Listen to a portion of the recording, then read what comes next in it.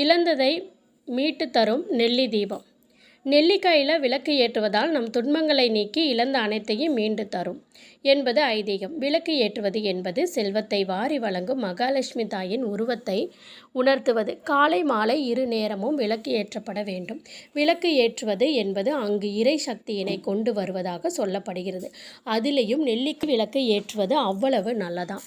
ஏனென்றால் நெல்லிக்காயில் விளக்கு ஏற்றுவதால் நம் துன்பங்கள் நீங்கி இழந்த அனைத்தையும் மீண்டும் வரும் என்பது ஐதீகம். எவ்வாறு நெல்லிக்காய் விளக்கு ஏற்றுவது? முதல்ல நெல்லிக்காயை வாங்கி மேற்புறமாக சற்று பள்ளமாக தோண்டிக்கோங்க. அதே போன்று கீழ்ப்புறமும் சற்று தட்டையாக இருக்க நீங்கள் கட் பண்ணிக்கோங்க. அதுக்கப்புறம் காட்டன் திரி கொண்டு நெய்யில் நனைச்சி அதை நெல்லிக்காயில் வைத்து விளக்கேற்றுங்க. இந்த மாதிரி விசேஷ நாட்களில் இது போன்று விளக்கேற்றினா இழந்த சொத்துக்களை மீண்டும் பெற முடியும். பொருட்களை நஷ்டத்தினால் இழந்திருந்தால் அவற்றை மீட்டு மீண்டும் கிடைக்க செய்து வாழ்க்கையில் முன்னேற்றம் கொண்டு இந்த அற்புத விளக்கு.